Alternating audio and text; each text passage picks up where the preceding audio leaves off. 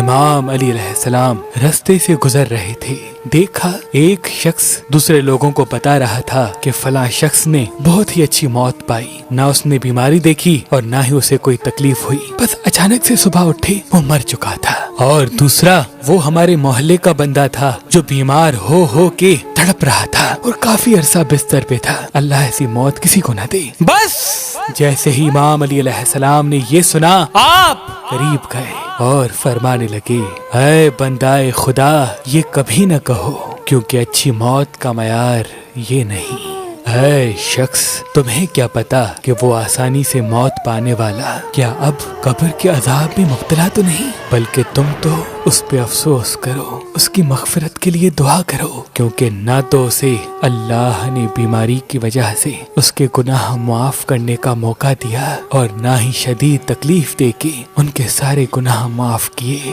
یاد رکھنا، اللہ کی ایک عظیم نعمت یہ ہے کہ وہ انسان کو موت سے پہلے بیماری اور تکلیف عطا کرے، کیونکہ اللہ جس سے پیار کرتا ہے تو اس کے لیے یہ چاہتا ہے کہ موت سے پہلے اس کے سارے گناہ معاف ہو جائیں اور وہ پاک اور طاہر ہو کے روز محشر تک پہنچے، اور یوں وہ اپنے خاص بندوں کو موت سے پہلے بیماریاں اور تکلیفوں سے گزارتا ہے۔ یاد رکھنا، کبھی بھی ایسے انسان کی موت پہ نہ ہنسنا، کیونکہ موت سے پہلے والی تکلیف اللہ کی طرف سے بخشش کی ضمانت ہے۔ شادی کے لیے ایک اچھا رشتہ تلاش کرنا آج کے دور میں بہت مشکل ہے، تبھی ہم نے مہربان شادی دفتر قائم کر دیا ہے تاکہ انسان کو بہتر سے بہترین رشتہ مل سکے۔ اگر آپ اپنے لیے یا اپنے عزیز و اقارب میں سے کسی کے لیے ایک اچھا رشتہ چاہتے ہیں تو اللہ کے کرم سے پاکستان سے باہر اور پاکستان میں بھی مختلف مسلک اور مذہب کے رشتے